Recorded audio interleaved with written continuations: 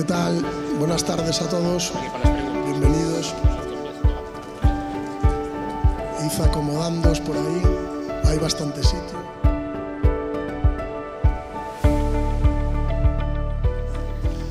Bueno, nada, daros a todos la bienvenida. Mi nombre es Iván Castro y aquí con Guille Rieiro somos los organizadores un poco de estas dos jornadas. Daros la bienvenida, las gracias por venir. La verdad es que viene mucha gente, nos sorprende que venga tanta gente, pero bueno, siempre es un motivo de alegría.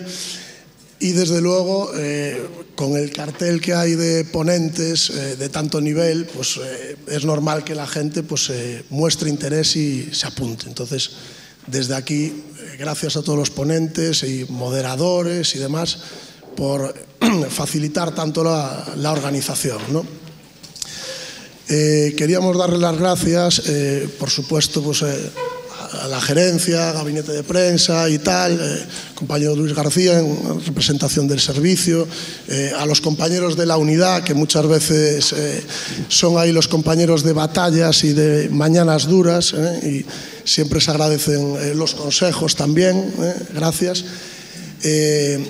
Agradecer también luego a las sociedades que nos han dado el aval, la Sociedad Española, la Sociedad Española de Cirugía de la Cadera y la Sociedad Gallega de Trauma, ¿no?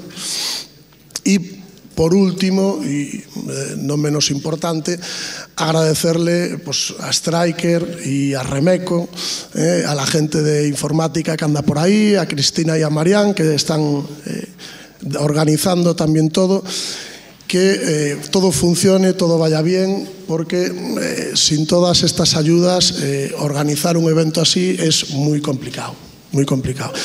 Guillo os va a explicar un poco cómo van a ser las dos jornadas, muy breve. Nada, el curso, como habréis visto en el programa, se divide en 2 días. Hoy estaremos centrados en fracturas del anillo pélvico y mañana hablaremos sobre fractura acetabular, ¿vale? Cada día está compartimentalizado en otras 2 secciones y después de cada sección se hará una discusión y al final de la jornada haremos un taller que hoy es sobre fijación externa y osteosíntesis percutánea y mañana sobre osteosíntesis de fracturas de acetábula con todo el material, lo podéis ver, utilizar. Nada, después la cena 9:30, intentaremos no apurar un poquito, que llevamos un poco justos de tiempo. Y nada, como podréis ver, en las mesas hay códigos QR con los que podréis con el móvil acceder.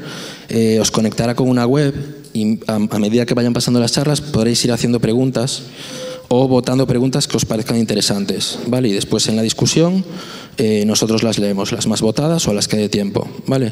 En la discusión obviamente también podéis preguntar directamente, ¿vale?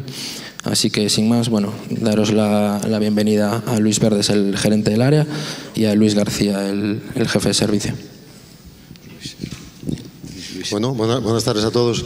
Me llamo Luis García, soy uno de los miembros del servicio, temporalmente encargado de las labores de coordinación de la trauma de nuestro hospital, y daros la bienvenida, como ya os han dicho, yo la reitero, esperando que os sintáis cómodos en el curso, que os sintáis cómodos en la ciudad. Es una ciudad, para los que no os conozcan, una ciudad divertida, una ciudad interesante de conocer. Y este curso que sin duda pues, bueno, que cubrirá todas las expectativas que tenéis puestas en él. Por mi parte nada más que eso, daros las gracias por venir, encantados de que estéis aquí con nosotros, es un orgullo para nuestro servicio poder organizar este tipo de eventos y adelante, gracias y adelante. Bueno, pues nada, muy buenas tardes. Muchas gracias Iván, muchas gracias Guillermo por hacernos partícipes a la dirección, a la gerencia, bueno, pues de vuestro curso, de vuestro encuentro y de vuestras actividades complementarias a la actividad que hacéis de manera ordinaria. Daros la bienvenida también a todos aquellos que, bueno, pues venís de fuera de la ciudad, también de fuera de la ciudad y de distintas partes de España. He visto aquí en el programa que viene gente pues de muchos sitios. Se mostraban sorprendidos los organizadores, de alguna manera, por la aceptación, ¿no? O por la acogida, ¿no? Tan numerosa que ha tenido el el curso, la propuesta de programa. Bueno, yo creo que esto es una muestra, bueno, pues de la inquietud, ¿no?, que hay ahora mismo por abordar los problemas de salud y los problemas traumatológicos allí donde se producen y no dejar determinadas, bueno, patologías o situaciones solo para determinados centros. Alguien escribió aquí en esa nota, y supongo que por indicación vuestra, que cualquier traumatólogo que haga guardias en cualquier hospital puede encontrarse con una fractura de pelvis y con un problema de este tipo. Y yo, en calidad de gerente y de gestor, añado, y si lo puede resolver, pues mucho mejor, mucho mejor. Para el paciente y para el sistema, ¿no? Todo aquello que podamos resolver en un primer momento y que no tengamos que diferir y derivar, pues dará pues una más rápida recuperación y probablemente, bueno, pues una mejor atención. Yo no os voy a ocupar muchísimo más tiempo. Creo que estos encuentros, además de servir para esto, sirven también para que algunos jovenzuelos se hagan selfies aquí. Hace un momento estaban aquí haciéndose selfies. Algunos que se reencuentran y apetece verlos. Y esto es un complemento muy importante a estas actividades formativas. Las sesiones, sin duda, son importantes e interesantes, pero no lo es menos el compartir, bueno, pues la situación de los servicios, el cómo abordamos las situaciones, los problemas y las dificultades que no nos faltan. Por tanto, os deseo que las sesiones os sean de interés y, si puede ser también, como dijo mi tocayo Luis, que la ciudad os sea propicia, pues también. Muchas gracias y muy buenas tardes. Gracias. Gracias. Gracias, Luis. Bueno, comenzaremos con las charlas para no perder mucho más tiempo. Y nada, los ponentes, por favor, si... Ahí están. Toma, empiezas tú. Sí, esta es la tablet. Subes con ella.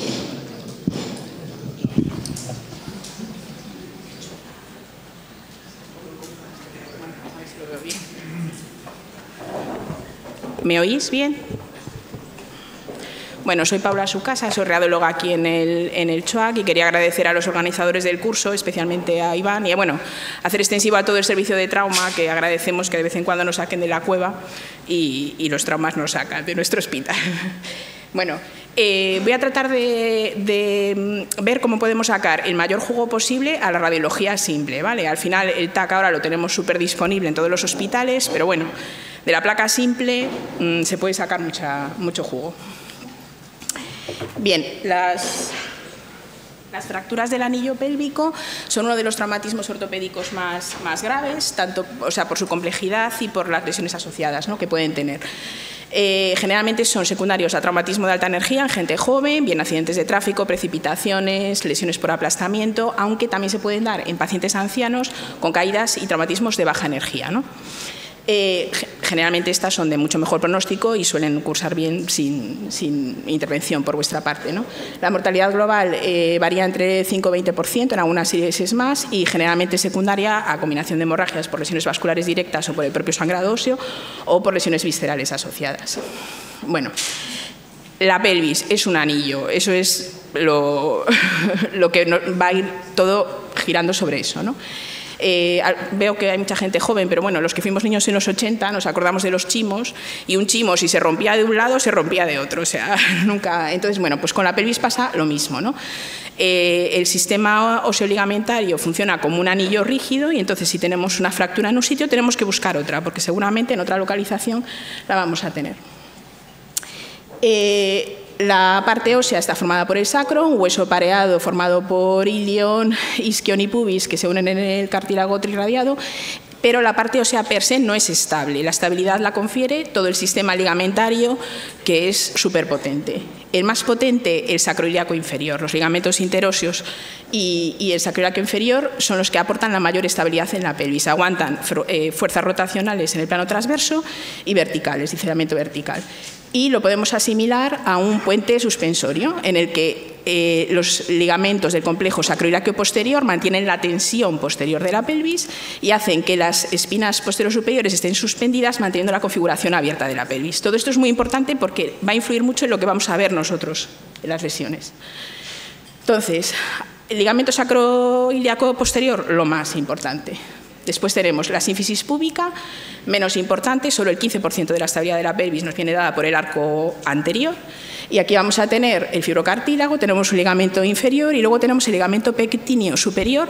Desplazamientos de más de 3 centímetros de una rama púbica superior implican una rotura de este ligamento. Sacroiliaco anterior, que aguanta la rotación externa de la pelvis, el sacroiliaco posterior aguanta la rotación interna y las fuerzas de cizallamiento vertical. El iliolumbar, que va desde la cresta superior a la apófisis transversa del E5, también a la del E4, aunque no lo he marcado, pero bueno, también muy importante este detalle.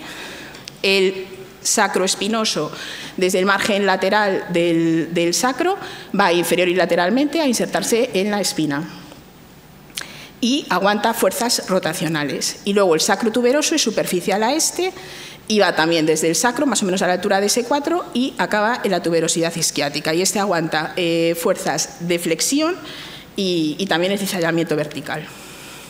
Bien, RXAP de pelvis, el estándar, ¿no? Nos llega un traumatizado y esta es la imagen que tenemos. Nos fijamos que esté todo más o menos simétrico, que no haya ensanchamientos patológicos de las articulaciones que podemos valorar, ¿no? Las sínfisis y las sacroiliacas, y luego es cuestión de líneas. La línea iliopectínea, todas tienen que estar continuas, ¿no? La ilioisquiática, la lágrima, estas más importantes en el acetábulo, ¿no? Margen anterior y posterior del acetábulo. Y luego el agujero obturador, también súper importante, y la línea Shenton, ¿no? Una discontinuidad de esta línea nos puede decir que está rota la rama superior. Y luego el sacro siempre es más difícil verlo en la placa simple, ¿vale? Porque vamos a tener mucha interposición de cosas. Pero bueno, podemos ver las líneas arcuatas de los forámenes del sacro y luego la sacroiliaca, por la configuración que tiene en piedra angular, la posterior se nos va a proyectar medial y la anterior lateral. Entonces esto va a ser importante para ver si está ensanchada la sacroiliaca anterior o la posterior en los mecanismos de lesión, que vamos a verlo luego. Además de líneas, nos fijamos en la apófisis transversa del E5, súper importante, y en las espinas. Aquí la podemos ver mejor porque tenemos así una especie de islet, entonces las vemos mejor, porque estos son datos secundarios de inestabilidad de la pelvis. Y luego la escotadura ciática, también súper importante, porque por ahí pasan cosas muy, muy importantes, ¿no? Como el ciático y vasos, la ilíaca interna, pudenda, la glútea superior e inferior, que pueden lesionarse si se afecta esa zona. Nuestra realidad es esta, ¿no? El arco anterior lo vemos generalmente bastante bien, pero el posterior tenemos esto. Entonces es muy complicado. Entonces, si sospechamos, a veces hay que hacer un TAC, ¿vale? Casi siempre, si el paciente está inestable, para ver otras lesiones asociadas, ¿no? Pero bueno, muchas veces la toma de decisiones inicial, que tiene que ser muy rápida en estos pacientes, lo podemos hacer con la placa simple. Otras cosas que nos pueden ayudar son proyecciones que se pueden hacer sin mover al paciente, angulando el tubo caudal y cranealmente, y tenemos la islet en la que vamos a poder ver bien los desplazamientos laterales y AP, vamos a ver bien las líneas de los forámenes sacros y también el anillo anterior, ¿no? La disposición de las ramas. Y luego en la aulet vamos a valorar muy bien los desplazamientos verticales, las fracturas verticales sacras y también las sacroiliacas. Vamos a poder ver mejor si están ensanchadas o no. Entonces, si hay una sospecha de fractura de pelvis en un AP, pues podemos hacer estas proyecciones. Las hacemos en un momento sin mover al paciente. Un detalle a tener en cuenta. Cuando usamos un binding, ¿no?, para estabilizar la pelvis cuando ya está rota, ¿no?, y restablecer en lo posible la anatomía y contener los sangrados, generalmente venosos, porque para los arteriales no es tan eficaz, pues nos puede artefactuar lo que nosotros vemos, ¿vale? Este primer caso tenemos una diastasis de la sínfisis del pubis y en este segundo vemos que con el binding ha disminuido. Incluso se puede posicionar del todo y pasar desapercibido. Aunque bueno, si nos fijamos bien, siempre va a haber algún desnivel en las líneas, sobre todo en las ramas superiores, que nos van a decir que eso está lesionado, ¿no? Y luego puede, al disminuir la deformidad por la fractura, puede hacer que nos pasen desapercibidas lesiones ligamentarias súper importantes y graves, sobre todo en ausencia de fracturas, pero incluso con fracturas, ¿no? Vemos qué fractura tan bestial tiene y que aquí, pues bueno, lo vemos raro, pero tampoco lo vemos tan raro, ¿no? Bien, en las clasificaciones, bueno, hay un montón, las sabéis vosotros mejor que yo. Yo voy a usar la de Juni Burgess porque se hizo basándose en la placa simple, ¿vale?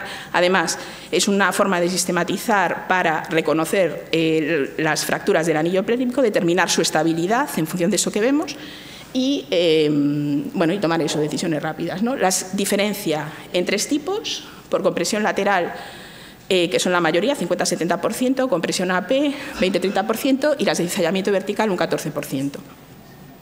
Y luego, dentro de esos tipos, diferencia subtipos en función de la magnitud del vector de la fuerza que se aplica sobre la pelvis y del tipo de desplazamiento. Entonces, las de compresión lateral, por fuerzas con impacto lateral directo sobre la pelvis, accidentes de tráfico con impacto lateral, caídas, precipitaciones con impacto lateral directo o incluso impacto sobre la cadera que hace que rote la pelvis internamente. Entonces se va a producir este tipo de lesiones. El tipo 1. El tipo 1 tenemos el impacto lateral. La pelvis rota internamente y lo primero que ocurre es que se rompen las ramas, típicamente en disposición horizontal. Esto es importante para diferenciarle de otro tipo de lesiones. Y luego, con la rotación, si el impacto tiene lugar en la parte posterior del ilíaco, se va a producir una rotación interna que hace que se produzca una fractura. Puede producirse una fractura por compresión del hemisacro. Como no se desplazan mucho, a veces es muy difícil verlos, pero bueno, en este tipo de fracturas pues hay que fijarse bien en las líneas de los forámenes sacros, ¿no? En principio estas son estables. Las tipo 2 de compresión lateral, hay un impacto lateral un poquito más anterior y entonces lo que vamos a ver es que hay una rotación del ilíaco pivotando sobre la articulación sacroiliaca anterior y va a producir la fractura de las ramas que vimos antes y además puede dar lugar a fracturas de la parte posterior del ilíaco, en una fractura en semiluna que puede dar lesiones, como lo tenemos muy cerca de la escotadura ciática, lo que hablábamos antes, ¿no? De lesiones importantes. A veces en los pacientes jóvenes que tienen unos huesos muy robustos puede ocurrir que se deforme la pelvis, rote internamente y no se rompa el hueso y rompa el sacroiliaco posterior. Eso puede ocurrir. Entonces lo que vamos a ver en la placa simple es un ensanchamiento de la línea que corresponde a la sacroiliaca posterior. La tipo 3, pues ya es cuando hay un impacto mucho más fuerte, el vector de fuerza es mucho más importante y rota internamente la hemipelvis impactada y externamente la hemipelvis del otro lado. Y vamos a tener una fractura de las ramas, típicamente horizontal, vamos a tener una fractura del sacro y vamos a tener ya lesión de los ligamentos sacroespinoso, sacrotuberoso y sacroiliacos anteriores y posteriores. Estas son inestables tanto rotacionalmente como verticalmente. Compresión AP. Impactos en dirección bien anteroposterior o posterior-anterior, ¿no? Y entonces lo que va a ocurrir es que hay una rotación externa de la pelvis, se abre como un libro, ¿no? Entonces vamos a ver en la placa simple que la ala ilíaca la tenemos más ancha de lo normal, porque como ha rotado externamente se nos coloca más en posición AP. Y lo primero que falla, el anillo anterior. Tenemos una diastasis de la sínfisis del pubis, generalmente en el tipo 1 menor de 2,5, porque como están íntegros los ligamentos sacroespinosos y sacrotuberosos, no deja abrirse más, ¿vale? Y bueno, básicamente eso. En el tipo 2 va a rotar mucho más externamente, entonces vamos a tener la diastasis más de 2,5 centímetros, vamos a tener una rotura de los ligamentos sacroespinosos y sacrotuberosos y se va a abrir la sacroiliaca anterior. Y en el tipo 3 se afecta también la sacroiliaca posterior.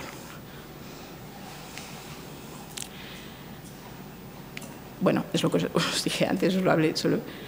Bueno, y se pueden producir lesiones también vasculares y viscerales, sobre todo roturas urinarias, roturas de la vejiga urinaria extraperitoneales o lesiones vasculares, generalmente de ramas de la pudenda interna, ¿no? Por la localización.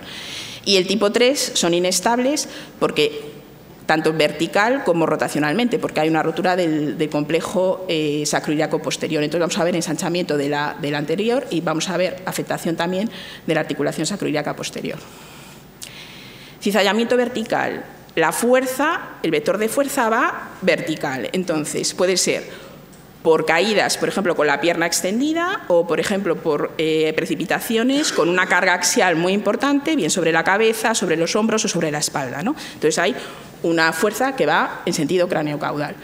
¿Qué puede ocurrir? Que tengamos pacientes con huesos muy robustos, entonces vamos a tener lesiones ligamentarias principalmente, bien disrupciones de la sínfisis púbica o disrupciones de la sacroiliaca.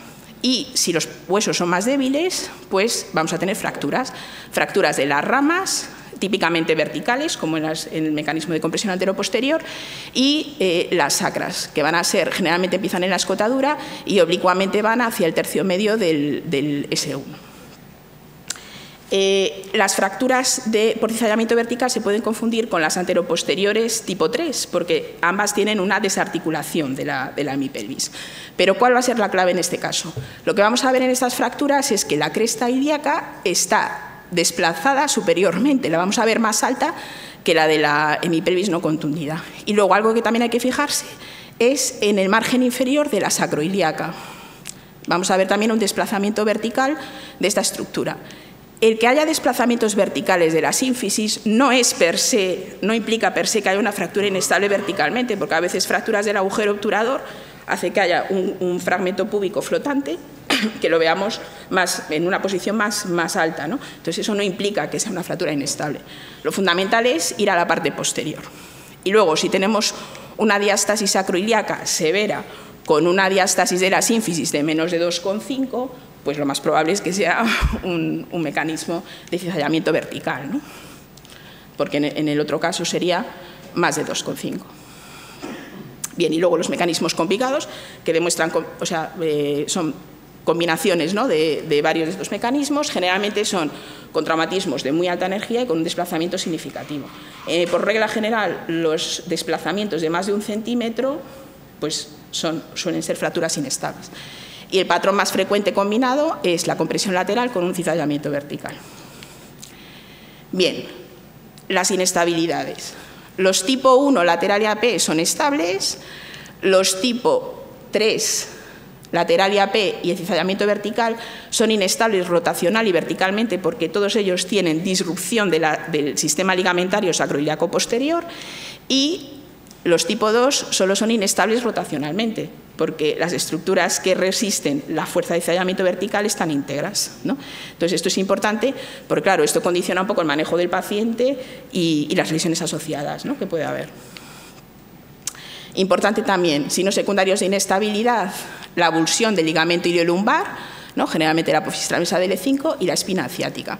Porque, ¿qué nos indica esto? Que en el momento del traumatismo la pelvis estaba significativamente desplazada. Entonces, si vemos eso, pues tenemos que pensar que puede haber inestabilidad.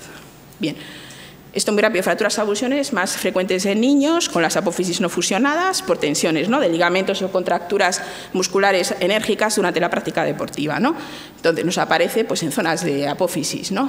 Cresta ilíaca, los músculos abdominales, la espina ilíaca anterosuperior, ese artorio y el tesor de la fascia látea, la inferior, el recto femoral, trocánter menor, glúteo menor y mediano, trocánter menor, el iliosoas, los isquiotibiales y en la rama los aductores y gracilis. Puede haber también avulsiones crónicas que nos pueden en esta franja de edad dar imágenes en la placa simple que nos tienen que plantear un diagnóstico diferencial con lesiones óseas como osteocondromas o Ewing, ¿no?, en este grupo de edad. Pero bueno, generalmente son agudas y hay una historia clínica clara de antecedente de trauma durante la práctica deportiva. De hecho, muchos de los niños refieren que han notado un pop, ¿no? Aquí tenemos dos ejemplos, uno de la espina ilíaca anteroinferior y otro de la cresta ilíaca. Ojo en pacientes adultos, ¿vale? Avulsiones en pacientes adultos con un traumatismo muy leve, muy de baja energía, despistaje de neoplasia, ¿no?, porque pueden ser fracturas patológicas.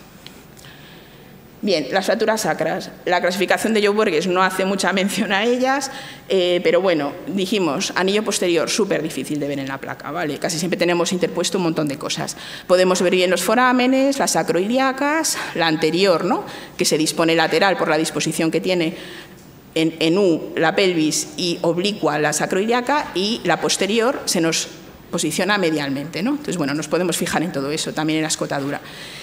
Es muy raro que sea por un impacto directo, generalmente son impactos indirectos, asociadas a fracturas de anillo pélvico, 40-50% de fracturas sacras. Y generalmente son las que se producen en este segmento, porque es la zona de mayor estabilización del anillo pélvico. Cuando ocurre más abajo, pues pueden ser fracturas aisladas. Decir que ocurren en zonas de debilidad del sacro, la unión de S1 y S2, como se fusiona en la cuarta década, pues es más débil, y aquí generalmente es el sitio de fracturas transversas en situaciones de disociación espinopélvica, ¿no?, generalmente pacientes jóvenes precipitados. También es más débil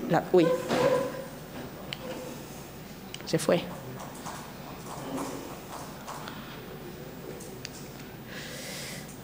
Más débil la zona transforaminal y luego esta zona que es el vértex de la cifosis sacra y que es la que resiste más cizallamiento en los traumatismos de la pelvis inferior. Pero bueno, las asociadas a las fracturas del anillo pélvico suelen ser las verticales y en función de sitio, esto lo sabéis mejor que yo, pues puede tener más riesgo de fracturas sacras y las centrales más afectación del canal, pero bueno, la cola de caballo casi siempre es exclusivo de una disociación espinopélvica. Fracturas por insuficiencia, una de las causas frecuentes de dolor lumbosacro en personas mayores con osteoporosis, pero bueno, todas estas situaciones, ¿no?, puede darse.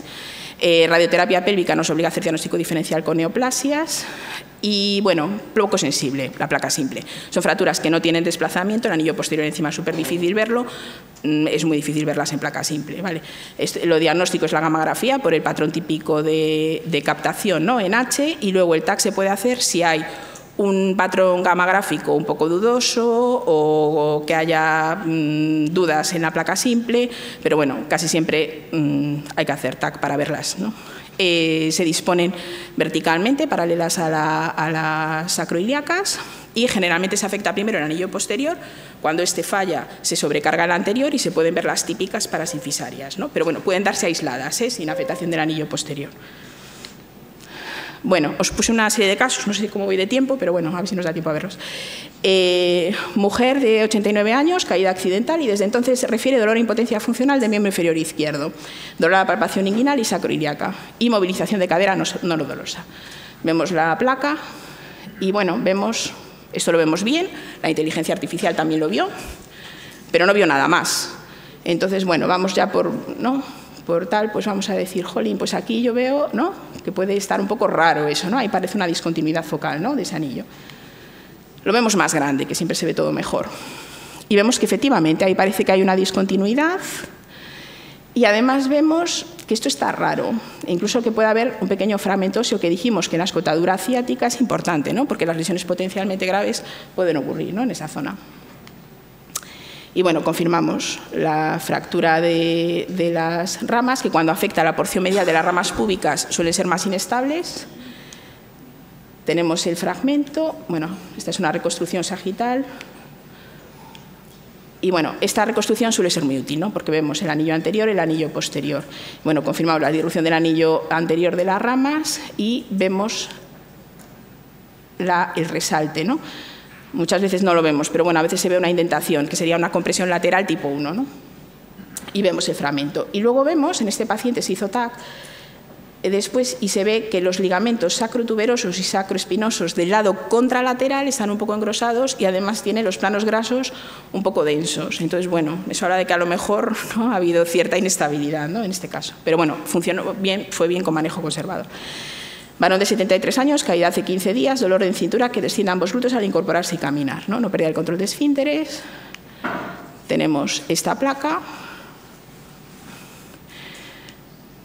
Y vemos algo. Las ramas parece que están bastante bien, ¿no? Esto se ve un poco raro. Vamos a verlo en grande. Esto lo vemos raro. Esta también está quizá un poco rara. Y luego vemos esto, ¿no? Tiene una fractura de la apófisis transversa del E5, ¿no? Entonces, en el TAC confirmamos y vemos que hay una fractura del ala sacra con indentación anterior y que además tiene un trayecto transforaminal ahí a nivel del S1.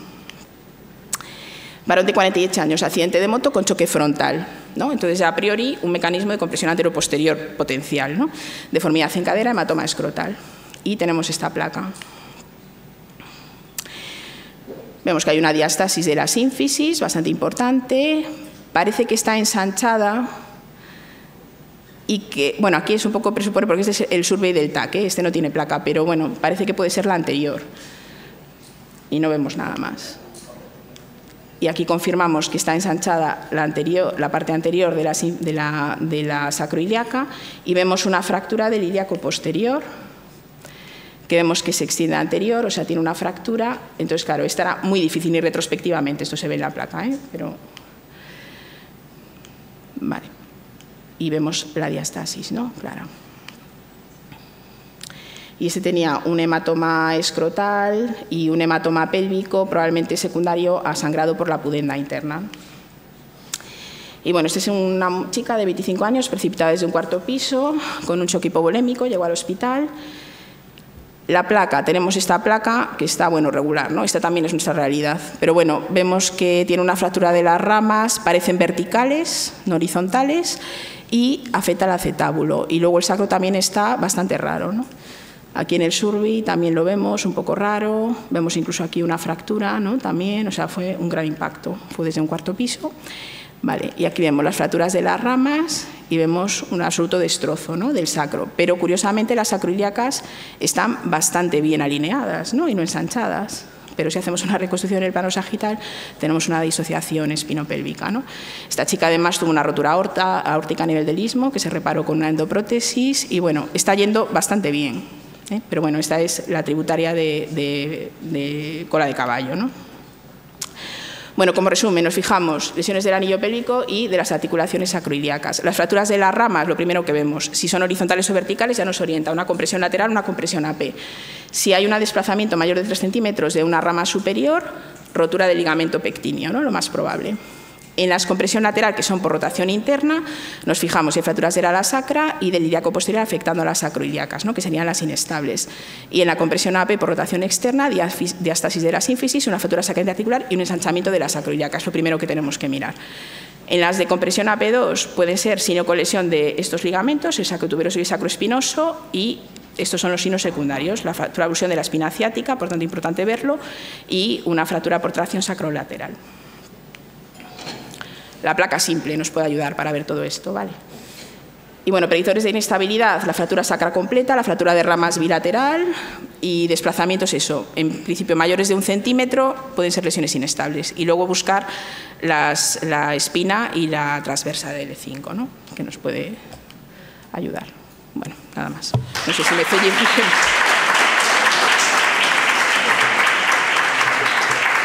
He ido súper rápido, ¿no? Muchas gracias, Paula, compañera nuestra aquí del Hospital de Radiología.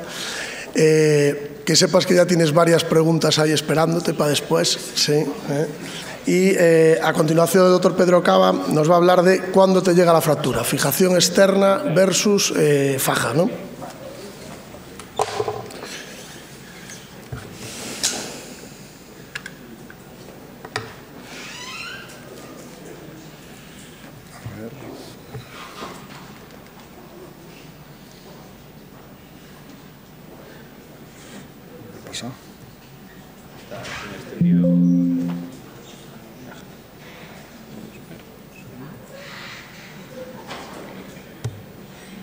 Vale.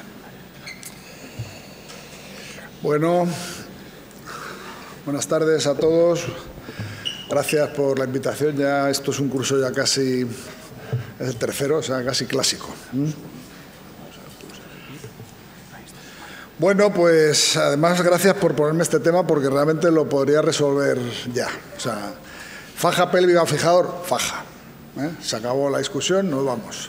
Pero bueno, como tengo que desarrollarlo un poco, vamos a intentar desarrollar un poco el tema. Bueno, mira, esto que veis aquí son radiografías que he sacado del hospital, son todas de hace más de 15 años. Aquí veis una del 94. Yo no sé si veis cosas de estas ahora. A lo mejor fracturas como esta no veis muchas. Desde luego en Madrid no vemos ninguna de estas. Y no es porque no haya. Ahora vemos esto. Y la única diferencia, que ya lo ha comentado la ponente anterior, es que ahora los pacientes vienen con una faja. Y con una faja estas fracturas llegan así. Y esto es una ventaja, pero también es un problema porque las diagnosticamos peor. Antes veíamos esto y nos asustábamos mucho y ahora vemos esto y a lo mejor alguna vez decimos, bueno, si tampoco es para tanto. Son fracturas muy graves. Nosotros nos dimos cuenta con esta paciente. Esto es el año 2010. Una paciente precipitada, alta energía, hipotensa, transfusión masiva. Dice, ¿para qué le vamos a poner una faja? Si... Y cuando se va a llevar al arterio, alguien decide poner una faja. La paciente se emboliza, va muy bien, y lo que vimos con la gráfica es que la paciente había remontado en el momento en que le pusimos la faja. Desde entonces, bueno, este es el protocolo del hospital, lo primero que hacemos cuando se diagnostica una fractura de pelvis en un politraumatizado, da igual la fractura, da igual lo que sea, poner una faja. En general vienen así de la extrahospitalaria, pero a veces si no vienen de la extrahospitalaria lo hacemos en el hospital. No se discute si el tipo de fractura es para faja o no. Si el paciente está inestable y tiene una fractura de pelvis, se pone una faja. Ya decidiremos cuándo la quitamos. ¿Por qué? Pues porque hace compresión circunferencial. Esto es la teoría, que lo que hace es con un vendaje compresivo, disminuye el sangrado venoso. Y el problema fundamental es que se ponen mal. Esto hay un artículo del Journal de este año que dice que en Londres más de una tercera parte de las fajas estaban mal puestas, y mal puestas son altas. Si la faja se pone muy alta, no hace su efecto. Esto lo que hace es abrirlo por abajo. Y aquí podéis ver dos ejemplos de nuestro hospital. Este es un paciente, el de arriba, que vino de la extrahospitalaria, y el de abajo es un paciente trasladado. Fijaros que no cierra la sínfisis. Si la faja se coloca bien, cierra muy bien. Hay que ponerla que haga presión sobre el trocánter. Es mejor ponerla muy baja que ponerla alta. Hay que cerrar las piernas, vendar los tobillos. Esto probablemente todos lo sabéis. No hay que poner al paciente de lado. O sea, si tiene una fractura inestable de pelvis, lo ponemos de un lado y del otro lado, a lo mejor no sobrevive a las maniobras. El paciente no hay que ponerlo de lado. Y trocánter. Se puede hacer con una sábana si no tenéis fajas. Las fajas cuestan 100 euros, debería de tener todos los hospitales, pero bueno, esto ya sé que a veces es un problema, si no, con sábanas. ¿Cómo se pone? Al revés. Bueno, pues claro, en urgencia. Tenemos el 60 puesto. Mucho cuidado, porque hace muchísima fuerza. Va a molestar un poco. Entrelazadas. Y si apretamos fuerte, podemos cerrar la pelvis mucho más de lo que necesitamos. Mucho cuidado.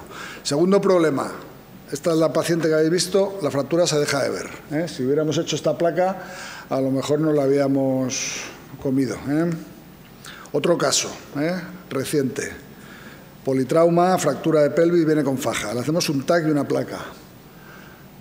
He buscado el corte que se ve, que es este. Bueno, se ve mirándolo mucho, porque tampoco se ve mucho. Fijaros lo que pasó cuando quitamos la faja. Entonces, nosotros en el protocolo, esto ya lo hacemos siempre, se quita una faja, se hace una placa de pelvis, siempre. Da igual que no haya fractura, da igual que seguro que no hay fractura. Nos ha pasado esto varias veces. Entonces, si quitáis una faja, hacer una placa. De hecho, lo tenemos ya en el protocolo. Paciente respondedor, se le hace un TAC, no tiene sangrado activo. ¿El TAC es normal? Sí. ¿Retirar cinturón? Sí. Radiografía de pelvis, con las piernas abiertas, o sea, fuera del... ni siquiera con la camilla, o sea, con el paciente encima de la cama, con las piernas en rotación externa. ¿Se puede hacer arterio? Sí, se puede hacer arterio, perfectamente. Se dobla un poquito un borde o se sube un pelín y se puede hacer perfectamente un arterio. Y de hecho, una cosa que hemos aprendido también es que una buena idea es soltar un poco la faja en el arterio.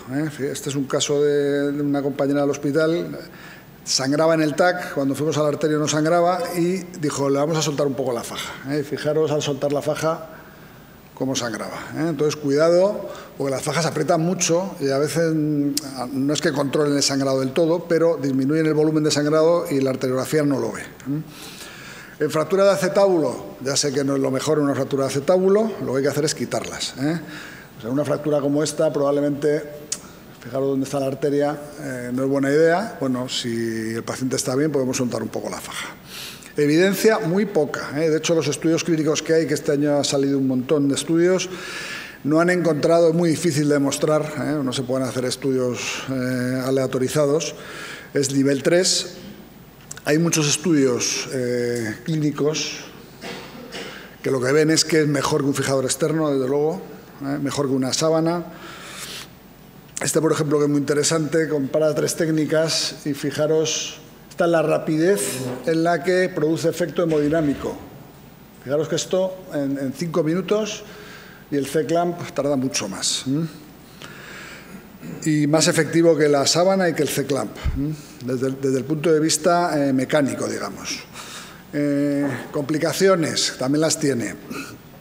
Úlceras de presión. En general, esto no hay mucho acuerdo, pero más de 24 horas no parece muy buena idea mantenerlas. Habría que retirarlas pues, en las primeras 24 horas. Nosotros, desde luego, si el paciente necesita algún tipo de fijación, una vez que está estable, cambiamos la faja por un fijador.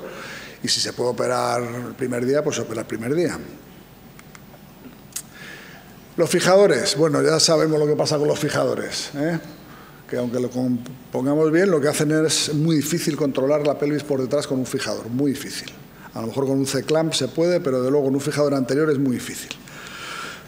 Lo que hacemos es abrirla. Y la otra excusa que había para poner fijadores, que era lo del volumen pélvico, esto ya hace 30 años, y ya decía que no. O sea, que una pelvis abierta 6 centímetros por delante solo aumenta el volumen 350 centímetros cúbicos, que eso no mata a ningún paciente. La pelvis no es que se llene de sangre dentro de la pelvis, sino que la sangre se va fuera de la pelvis y lo que hay que hacer es parar el sangrado, no cerrar la pelvis. Y esto es porque realmente es un ovoide que tampoco, aunque aumente el radio, no aumenta mucho el volumen. ¿Para qué sirve la fijación externa? Sirve para esto. Un paciente con fractura de pelvis y un fémur roto, hay que moverla, hay que limpiarla, hay que transportarla, hay que curarla, limpiarla, y esto solo se puede hacer con un fijador. Esto con una faja no se puede. Entonces, la fijación externa sirve para eso. Indicaciones de fijación externa, en mi opinión, las que hay ahora, de hacerlo el primer día. Yo sé, me lo comenta mucha gente, que ahora en intensivos casi nos obligan a poner un fijador. ¿Ponerle un fijador? No. O sea, cuidado con los fijadores, hay que ponerlo cuando está indicado. Primera indicación, antes o después de una laparotomía. Se puede hacer la laparotomía con una faja y después colocar el fijador, o al revés. Con el packing igual, un paciente que se le ha hecho un packing debería llevar o una faja, pero dejarlo con una faja después es complicado, un fijador. Segundo, fracturas muy complejas. Esto es una paciente que operé con Pedro hace muchos años. Tenía un destrozo completo en la zona posterior, tenía unas lesiones de partes blandas, ya podéis ver aquí. Ya sé que aquí no vamos a sujetar mucho con un fijador, pero es que esta paciente hay que moverla.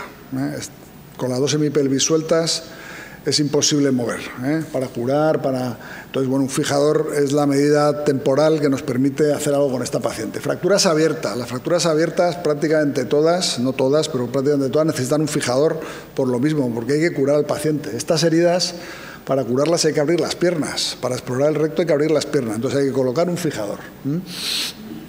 Y luego, la otra indicación, que yo creo que es la más frecuente, es cuando tenemos un paciente que tiene un fémur roto y una pelvis, es que no hay forma de manejarlo sino con un fijador. Esa sería la otra indicación.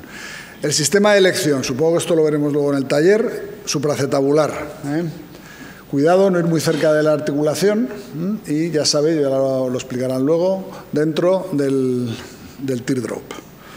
El tornillo puede ser larguísimo, puede ser hasta 12 centímetros. O sea que si estáis dentro de la zona de este túnel, el tornillo puede ser muy largo y no es muy peligroso de colocar si lo hacemos con rayos, evidentemente. Si lo hacemos así, de un paciente, bueno, una fractura, vamos a colocar un fijador. Fijaros que está con la faja en este momento. Se puede hacer incluso con la faja, colocándola un poco más abajo para no perder la reducción.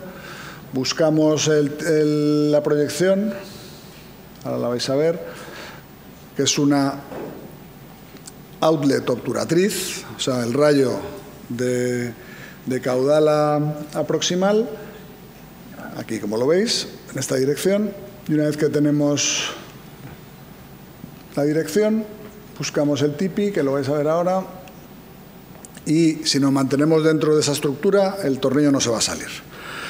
Cuidado con hacerlo sin rayos. Este es un paciente que nos llegó trasladado, fijaros dónde están los pines, o sea, tenía una lesión femoral de un lado y podía haber sido peor. Entonces, estos tornillos sin rayos, si tienes mucha experiencia, te puedes arriesgar a ponerlo, pero si no, es muy peligroso, muy peligroso. Fijaros dónde estaban. Alternativa, yo creo que la mejor alternativa es subcrestal. Se puede poner arriba también, arriba sujetan menos y sobre todo la mecánica es peor, porque lo que hacen es abrir por debajo. Estos son muy fáciles de poner, supongo que también se podrá ver luego en la práctica. A lo largo de la cresta. Ahí lo veis, a lo largo de la cresta. Por tanto, respuesta rápida. Faja pélvica, no más de 24 horas, sobre el trocánter y cuidado porque enmascara las fracturas. Un paciente con una faja tenéis que echarle un poquito de imaginación para saber cómo era la fractura en el momento del accidente. La fijación externa urgente tiene indicaciones limitadas y siempre, si podéis, mejor supracetabular o subcrestal. Muchas gracias.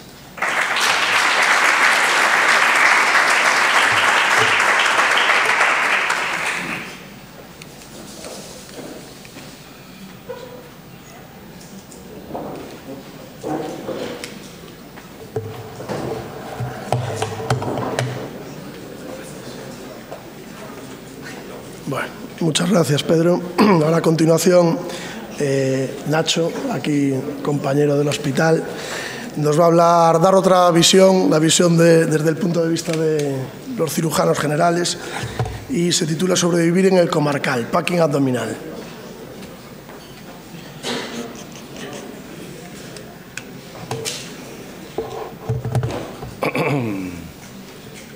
Espérate, ahora.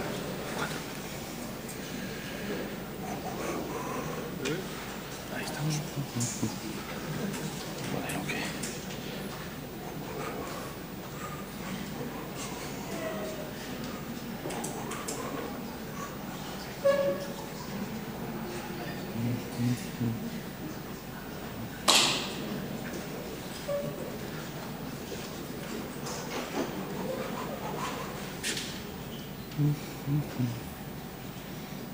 Buenas tardes a todos. Me llamo Ignacio Rey, soy cirujano general. Creo que con Paula Sucasas somos los únicos que no somos traumatólogos y espero que no seáis condescendientes con nuestras imperfecciones. Trabajo en este hospital desde hace un huevo de años y quiero dar gracias a los doctores Castro y Rieiro por no solo por su invitación, sino por haber puesto en marcha una unidad de pelvis en este hospital que tanta falta nos hacía. Y, por supuesto, muchas gracias a los doctores de la Fuente, González Ferrán y la doctora Sucasas por una cosa que ellos y yo sabemos. Vale. La fractura de pelvis parece que es una cosa como muy exclusiva vuestra y yo voy a intentar que después de esta charla tengamos una visión un poquito más de conjunto y abramos un poquito la mente, ¿no? Porque la pelvis es una caja y, como dice la expresión inglesa, tenemos que intentar pensar un poco más allá de lo que hacemos habitualmente, pero al mismo tiempo quiero que penséis igualmente inside the box, ¿vale? Porque no estamos solos en la galaxia. La pelvis es fascinante desde el punto de vista óseo, no lo discuto, no tengo ni pajolera idea, pero no lo discuto, pero sí que tengo idea de lo que tiene dentro, ¿no? Lo que tiene dentro no solo son vísceras, sino lo que más me importa ahora mismo. Es importante, evidentemente, las vísceras, pero lo que me importa ahora mismo es lo que va a matar al paciente, que son los grandes vasos, pero no solo los grandes vasos, porque si tiene una lesión de grandes vasos con muy alta probabilidad el paciente no va a llegar vivo al quirófano o al hospital, sino las muchísimas arterias y las muchísimas venas que irrigan la pelvis. Dirijo cursos de politrauma, hago el ATLS, hago el DSTC, me encanta el politrauma, lo tengo que decir, me encanta el trauma pélvico, me encanta, y siempre le llamamos es la fractura que mata, porque supone siempre un traumatismo de alta energía que va a comportar dos tipos de lesiones, que es una fractura de pelvis y una fractura de vísceras asociadas. Cuando hay un trauma en el hospital me encanta asomar la nariz y me hace mucha gracia cuando me dicen en la urgencia, no, es solo una pelvis. Y digo, ¿solo una pelvis? Dios mío, para romper una pelvis. Mira, mi madre que se cayó hace un año en casa y se rompió la pelvis, pero tiene 85 años y la pobrecilla está muy osteoporótica. El resto de la gente tenemos una pelvis bastante más consistente que mi buena madre. Las fracturas de pelvis tienen un problema ortopédico en el que, como podéis entender, no voy a entrar, pero es importante, por supuesto que sí. Tiene lesiones asociadas de esa inside the box, que tampoco me voy a detener, es un tema más quirúrgico, pero ahí sí que está lo importante y lo que intento transmitiros hoy, que es la hemorragia pélvica. Porque la hemorragia pélvica es urgente, emergente, y vamos a intentar darnos cuenta que esos cientos o decenas de pequeños vasos sangrando va a ocasionar una coagulopatía de consumo que, junto con el sangrado de las otras lesiones y el sangrado de las propias vísceras de la pelvis, va a condicionar un shock. Y ese shock nos va a meter en lo que es el término moderno hoy en día es el diamante letal. Ya no solamente la acidosis, la hipotermia, la coagulopatía, el trauma, sino que además hemos incorporado la hipocalcemia. Estos 4 elementos se retroalimentan y como el paciente nos llegue en este estado, sacarlo de ahí es imposible o muy difícil. Y aparte, como veis, sumo la mala reanimación, que ahora por fin sabemos cómo hay que reanimar a estos pacientes. Todo esto condiciona el diamante letal. Cuando un paciente entra aquí, y yo los he visto muchísimo cuando era residente, estos pacientes se morían delante de nuestras narices, no sabíamos qué hacer para parar la hemorragia.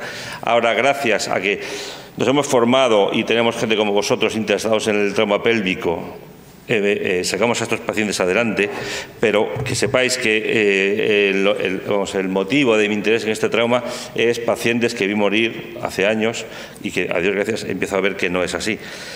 Porque hay 2 tipos de sangrados en la pelvis, el arterial y el venoso. ¿Qué podemos hacer para el arterial y el venoso? Mirad, vamos a hablar de ello, vamos a hablar de cómo embolizar, cómo utilizar el REBOA, incluso una técnica heroica que es el clampaje de las hipogástricas.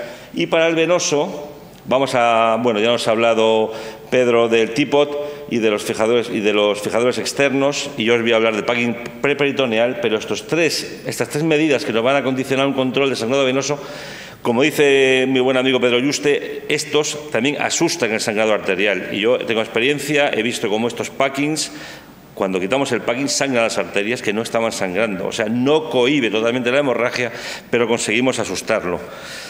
Y conjuntamente con lo que vamos a hacer vosotros y nosotros, los manuales, los que trabajamos con las manos, tenemos que limitar las soluciones cristaloides, poner sangre inmediatamente, hacer una reanimación hemostática y en control de daños guiada por objetivos, mantener una hipotensión permisiva, lo que está de moda hoy en día, y prevenir la coagulopatía inducida por el trauma.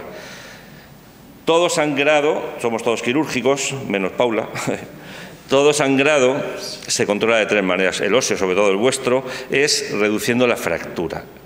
Si reducimos la fractura, vamos a controlar parcialmente el sangrado. ¿Y cómo lo vamos a hacer? Vosotros lo sabéis mejor que yo. Con un TIPOT, perdón por utilizar un término comercial, y con un fijador externo. Simplemente con eso ya vamos a conseguir bastante. ¿Cómo hacemos si un paciente sangra de cualquier parte? Pues evidentemente vamos a comprimir. ¿Pero cómo comprimiremos una pelvis? Pues lo vamos a hablar. Vamos a hablar del packing extraperitoneal, preperitoneal, como queréis llamarlo.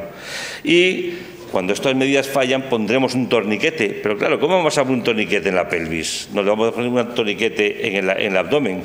Pues evidentemente no. Pero sí que podemos utilizar un REBOA, un dispositivo endovascular, o vamos a hacer el torniquete supraselectivo, que es la embolización.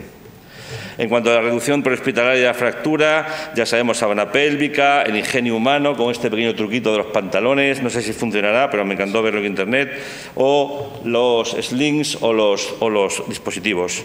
Pero claro, dentro de un orden. Esta es una fotografía real, 48 horas de TIPOT, 72 horas de TIPOT, y esta foto me la enviaron de Juan Carlos Pollana, un cirujano de Pittsburgh, me la envió, y bueno, es lo que puede ocurrir cuando dejamos un tipo demasiado tiempo puesto. En cuanto a la reducción hospitalaria de la fractura, por supuesto no voy a decir nada, solamente os quiero decir un concepto que yo que ha dicho muy bien Pedro Cava: hay que ser rápido, no hay que retardar el resto de tratamientos, hacen falta manos expertas, como todo en la vida. Os rogaría, por favor, que no entorpecierais nuestras posibles laparotomías. Y cuando me dicen, no, es que el traumatólogo no pinta nada en la revisión primaria del politrauma, y digo, ¿cómo que no? El traumatólogo, claro que pinta en la revisión primaria del traumatólogo, del politrauma. ¿Por qué? Pues porque hay 2 fracturas que hay que solucionar en la revisión primaria, que son los huesos largos y la pelvis. Entonces, por supuesto que tenéis un papel en la revisión primaria del ATLS, del paciente politraumatizado. Caso contrario, como nos ha dicho él, mantened el TIPOT, no pasa absolutamente nada. Y hablando del packing extraperitoneal, centrándonos, este es el primer paper que leímos todos, de Anna Totterman. No es la primera descripción, pero bueno, como veréis es bastante reciente, es del año 2007, es un grupo noruego, describieron esta técnica, consiste en el empaquetamiento del sangrado pélvico. Y vamos a ver cómo se hace. Se puede hacer o por una incisión de la laparotomía media o por un fan steel, que es el que emplean los ginecólogos. Nosotros los cirujanos generales siempre decimos, cuando hay un politrauma, la laparotomía debe ser sifopubiana. ¿Por qué? Porque tenemos que explorar todas las vísceras, sobre todo en el trauma cerrado. ¿Qué ocurre? Ocurre que cuando queremos, al mismo tiempo que la laparotomía, controlar un sangrado intraperitoneal, queremos controlar un sangrado pélvico, tenemos que parar la laparotomía y dejar un gap entre esa laparotomía y una incisión para intentar hacer un packing extraperitoneal.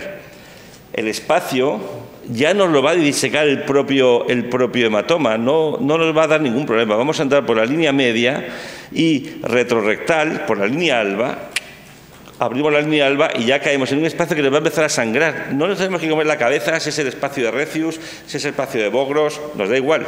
El propio hematoma, el propio sangrado, nos va a delimitar el espacio donde vamos a tener que colocar las compresas.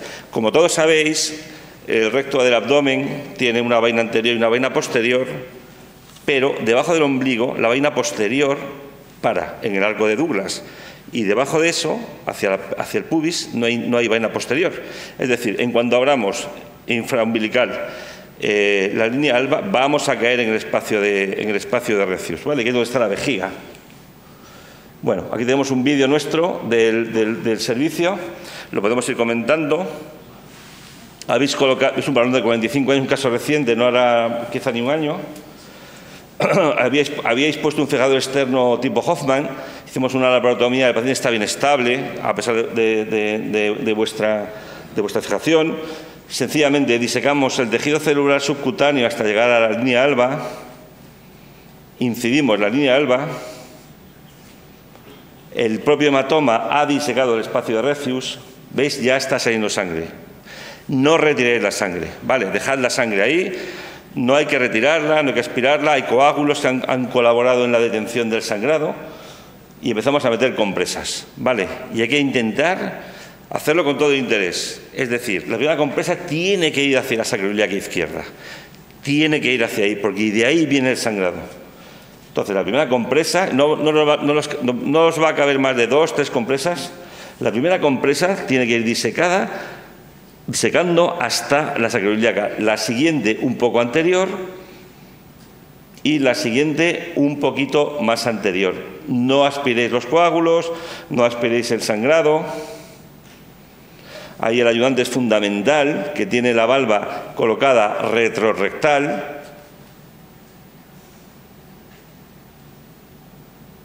Es muy difícil meterla enrollada. Yo las que he metido siempre es así. La incisión interesa que sea de unos 5 o 10 centímetros, se puede hacer por un fan steel, como os he dicho, y ahora el compañero, el ayudante, va a hacer lo propio en el otro lado, otras 3 compresas.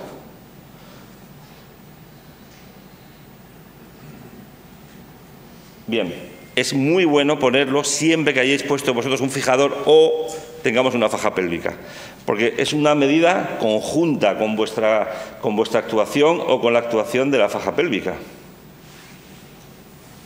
Coloca ahí las 3 compresas. Como veréis, es una cirugía muy sencilla. Cerramos la línea alba con una sutura continua y cerramos o no la piel. Aquí la cerramos. En 48 horas volveremos, o en 72 horas, cuando el paciente esté estable, volveremos y quitaremos las 6 compresas. Tiempo de intervención, 10 minutos. Cuando vosotros decís muchas veces, a mí fijar una pelvis me lleva 10 minutos, yo sé que no es así. No lleva 10 minutos, no lleva 10 minutos. Pero yo os aseguro, el packing extraperitoneal lleva 10,03 minutos, que es lo que nos llevó este packing extraperitoneal. ¿Qué es el REBOA? Bueno, imaginaos, estamos en un hospital de nivel 3, que disponemos de REBOA, como en este hospital que hacemos trasplante, utilizamos el REBOA para la donación y asistolia. Imaginaos que este paciente, le habéis puesto un fijador, le hemos hecho un packing y sigue sangrando, sigue inestable. A ese paciente hay que hacer una arteriografía, pero hasta que llegue el radiólogo vascular podemos colocarle un balón de oclusión endovascular, aquí en zona 3, infrarrenal, ¿de acuerdo? Infrarrenal, y disminuir todo el aflujo arterial hacia la pelvis.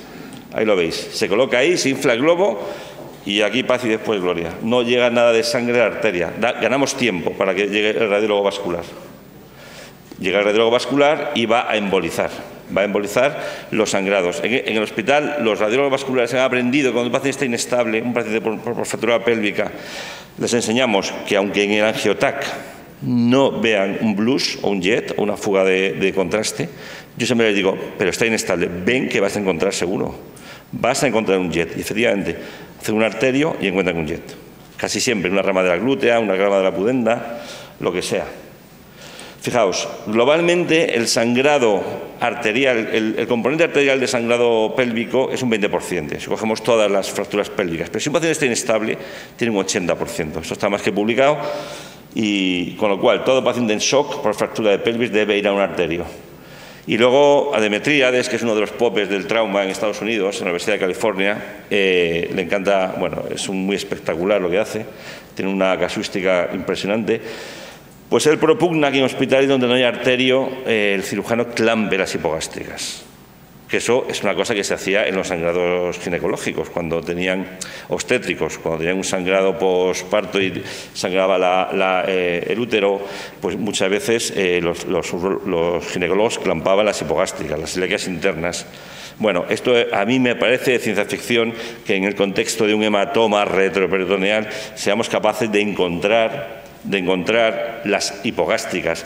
Bien, es cierto que esta es la Biblia del politrauma, el atlas del politrauma, que es de Demetríades, pero claro, es que este no sangra, es un cadáver. Entonces aquí es muy bonito. Todos seríamos capaces de ligar una hipogástrica, pero no en un paciente inestable, sangrando, etcétera, etcétera, etcétera. Pero bueno, ahí está. Lo dejo ahí, ¿vale? Como una alternativa que se puede utilizar.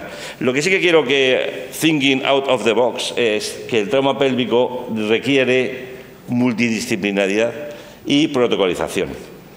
Y claro, también es verdad, hay que evitar que vayamos todos al box de críticos, nos tropezamos unos a otros, pero sí que vamos a tratar de entender cómo realmente todos tenemos un papel. Esto yo lo ha presentado Pedro, está copiado de su protocolo. Yo creo que cada hospital, y creo que hemos hablado muchas veces él y yo de esto, cada hospital debemos hacer nuestro protocolo. Es decir, cuando vengo estos pacientes tan estresantes, no podemos improvisar.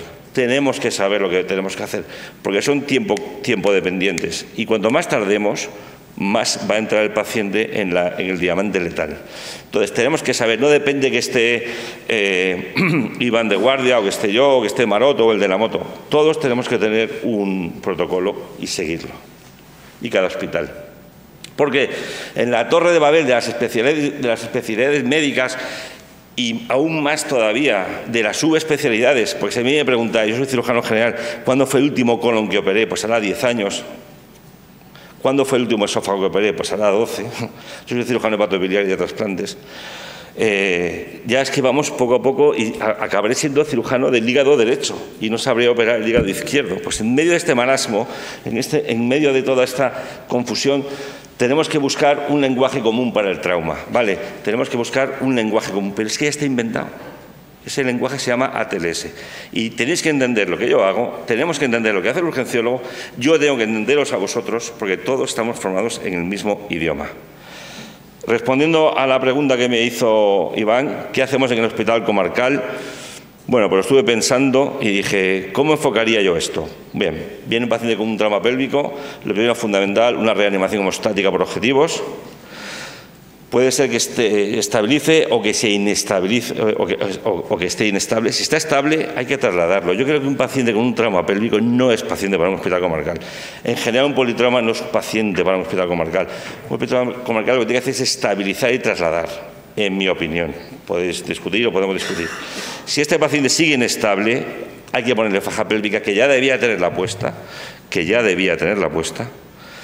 Si está estable, insisto, trasladémoslo, que no sabemos cómo va a acabar. El paciente politrauma es un paciente dinámico que cambia en el sentido que le da la gana. Si sigue inestable, hagámosle un packing extraperitoneal. Y esto tenemos que saber hacerlo todos, traumatólogos, cirujanos generales, ¿vale? Es muy sencillo, no tiene ninguna ciencia, no es técnicamente demandante. Si el paciente está estable, trasladémoslo, por favor. Si es inestable y ya queremos meternos, y lo pongo con puntitos, ya, o sea, hagamos la machada de un clampaje de las hipogástricas, porque no tenemos radiología vascular que nos haga una arteriografía y nos lo embolice. Pero, en mi opinión, el hospital comarcal estabiliza y traslada. Bien, y entonces os quería transmitir, esta diapositiva me encanta, la pongo en muchas charlas. Para mí, ¿cómo enfoco yo la fractura de pelvis? Como una carrera de relevos. ¿Cuál es el objetivo? El objetivo es llegar a la meta.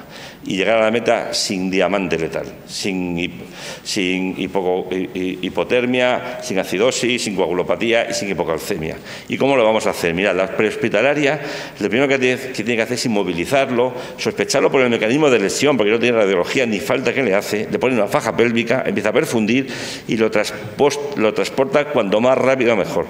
El urgenciólogo lo recibirá, aplicará el ATLS, activará el código politrauma, activará el protocolo de transfusión masiva, le hará una placa de pelvis, que son las dos placas que salvan vidas en el trauma, son la pelvis y el tórax, y empezará una terapia de hipotensión permisiva.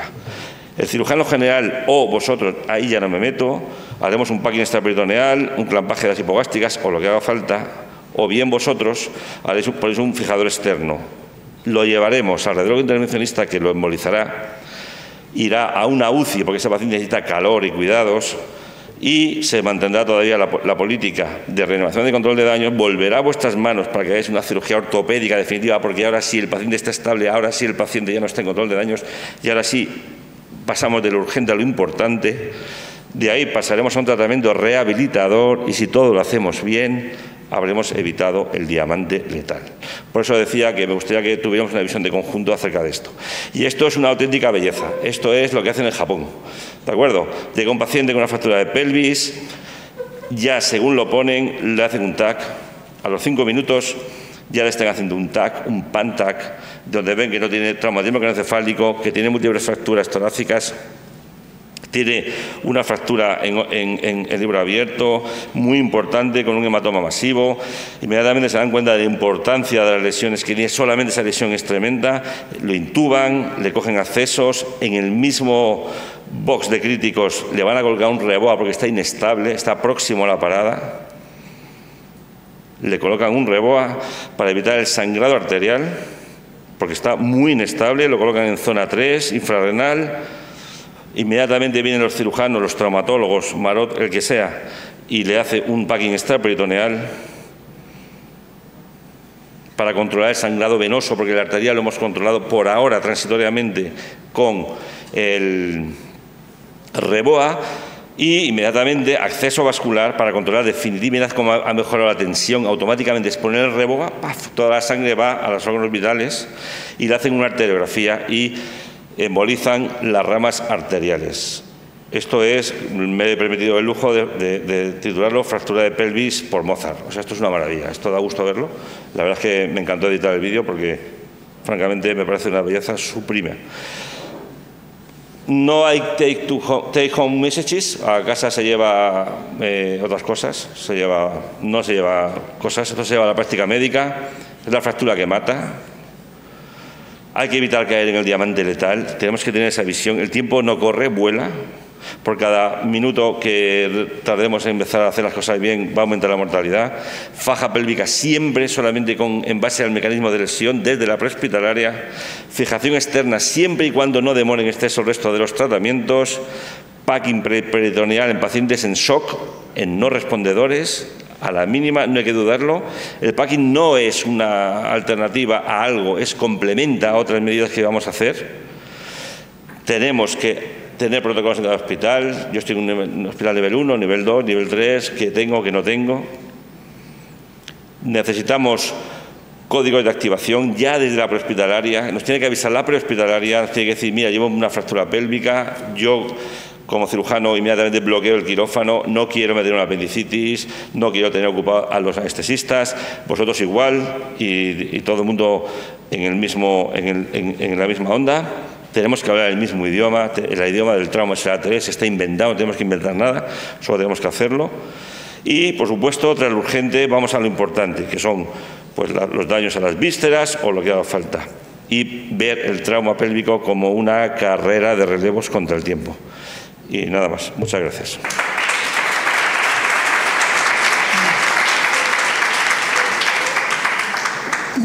Muchas gracias, Nacho. No se escucha. Muchas gracias. Viendo el último vídeo, no sé si me da ánimo o desánimo. No lo sé. Bueno, a continuación, el doctor González Herranz nos va a hablar del trauma pélvico infantil.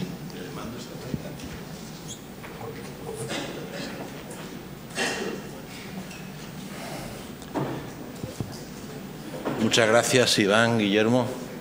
Gracias por la invitación a hablar y contar con la parte pediátrica que puede afectar, que no es mucho. La verdad es que traumatismos pélvicos en la infancia son excepcionalmente raros comparado con los que hay en relación, si lo comparamos con los adultos. Sucede solamente entre 1 y 4 fracturas pélvicas por 100.000 niños año, es decir, que en Galicia se ven muy pocas fracturas pélvicas. La fisiopatología, y yo creo que es el motivo por el que estoy aquí hablándoles, es algo diferente. Sobre todo sucede en varones. La edad media, aunque se dice entre los 2 y los 16 años, realmente el rango de edad importante es entre los 6 y los 15 y con una edad de predilección alrededor de los 9 años. Y hay 2 mecanismos de producción, básicamente. Los atropellos básicamente, que tiene un poco diferente a de los adultos. Como veis, ya en un niño que camina, pues un parachoque, una moto impacta a la altura de la pelvis. Los accidentes de tráfico, cuando van los niños de ocupante, van con dentro del coche.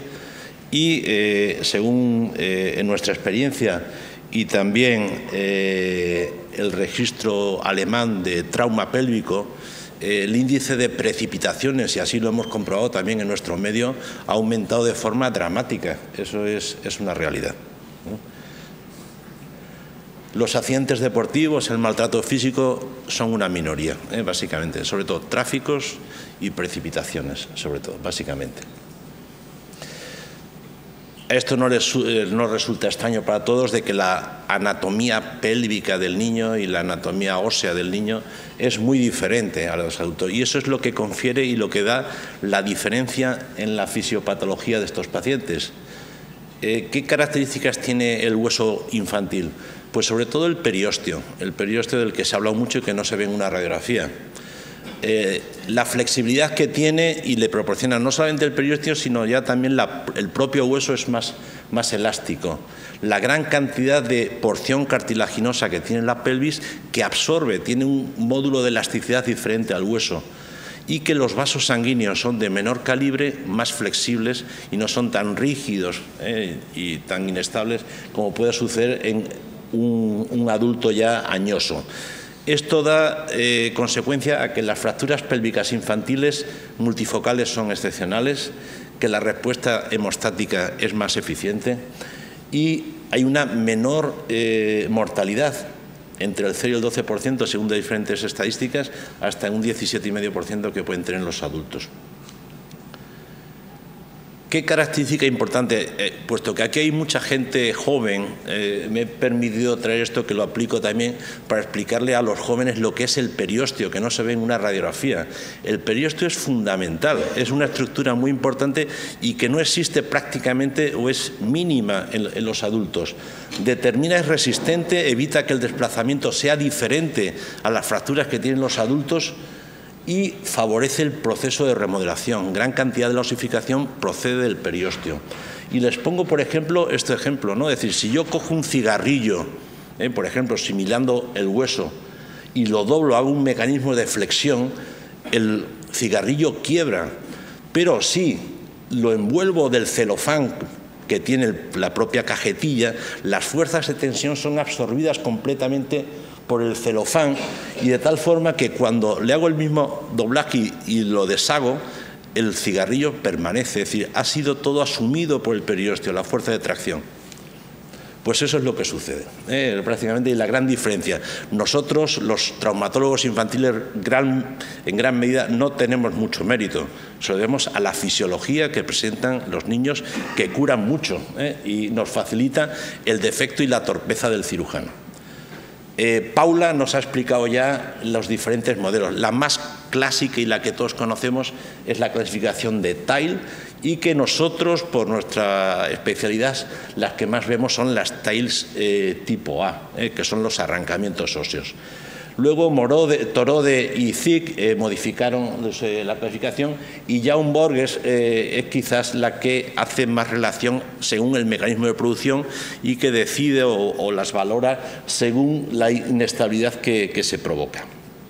Pero existen además otras clasificaciones que reciben nombres propios, como es la clasificación en forma de U, la forma de media luna, la fórmula de las fracturas de sacro en tallo verde, las luxaciones de Cirsón, pero que no están o reciben una denominación especial. Y también en cuanto a la pediatría, en cuanto al aspecto infantil, especial atención merece ver cómo se comporta o si está íntegro el cartílago trirradial.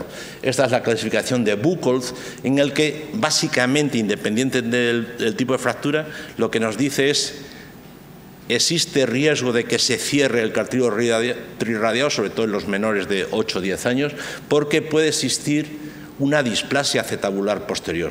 ¿Y eso qué quiere decir? Que hay que hacer seguimiento de estos pacientes, aunque lo tratemos de forma conservadora, como mínimo hasta los 10 o 12 años. Es como mínimo.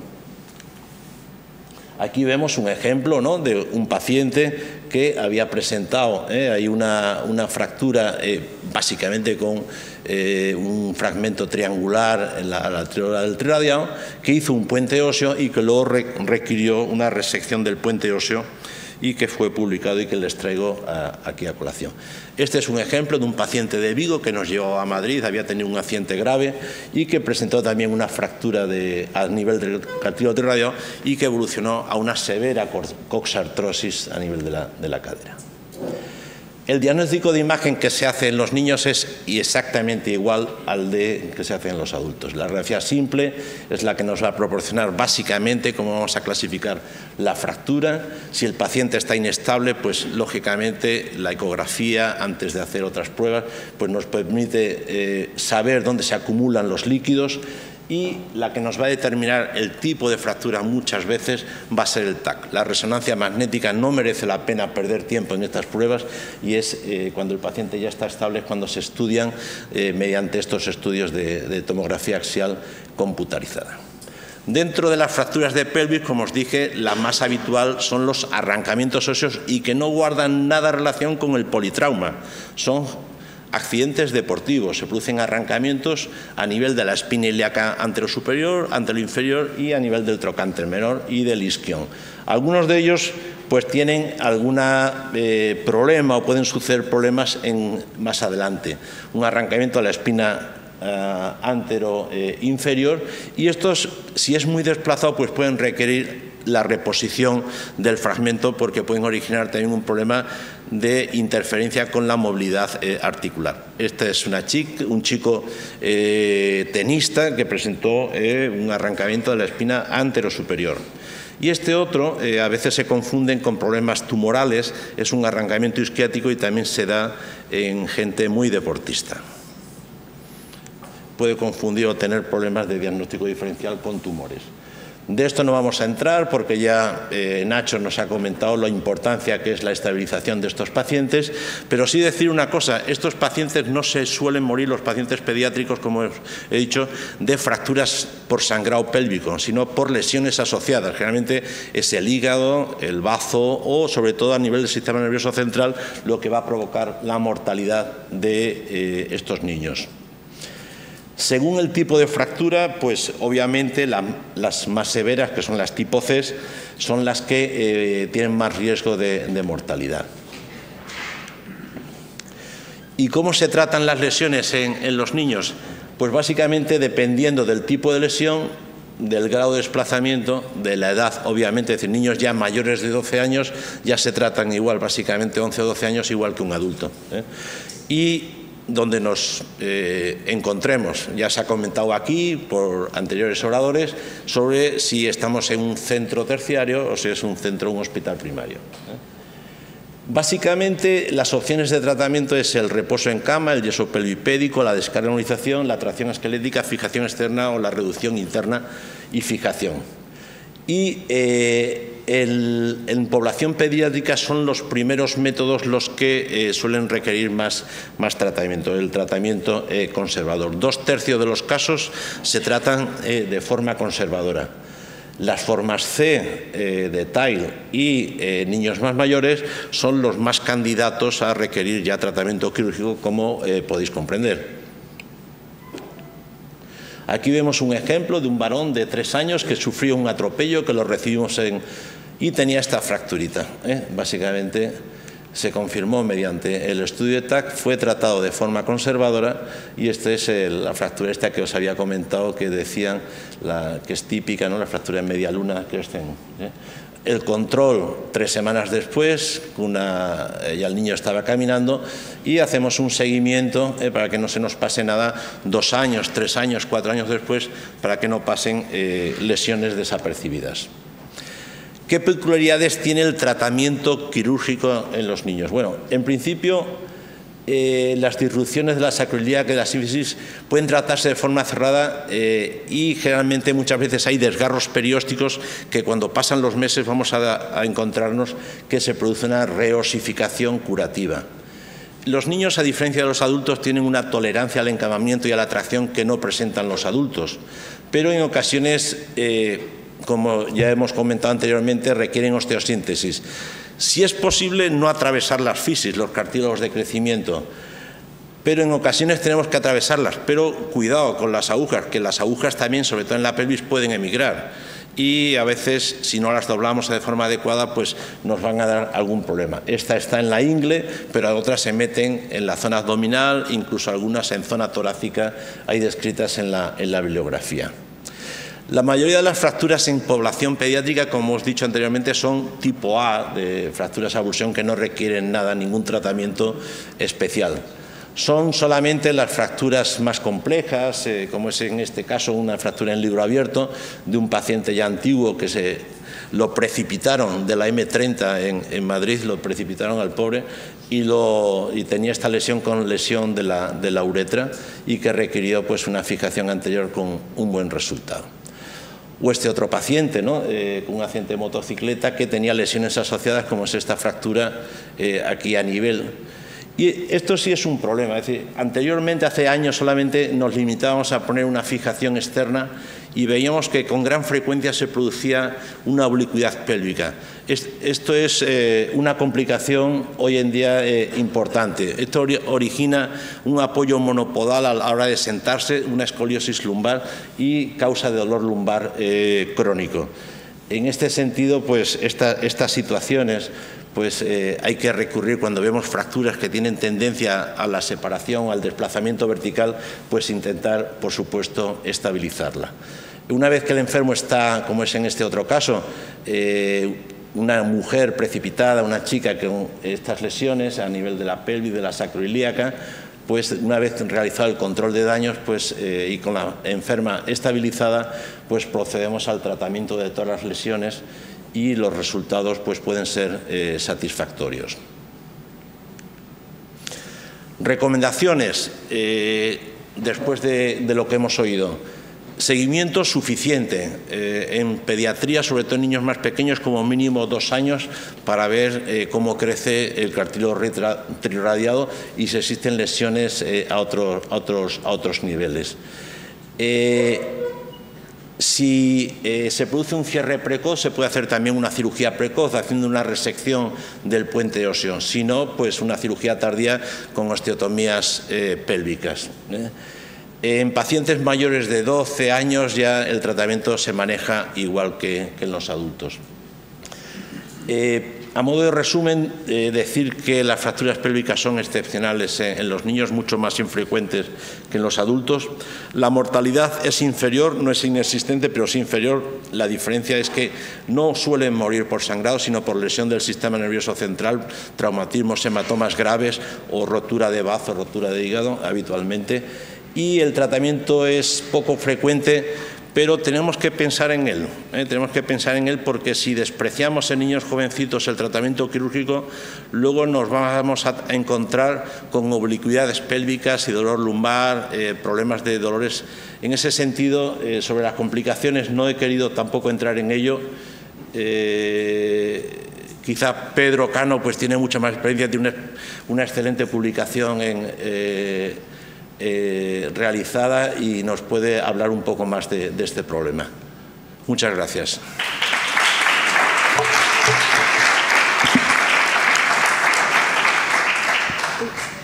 Por favor, pasad a la mesa para las preguntas. Hay un montón de preguntas.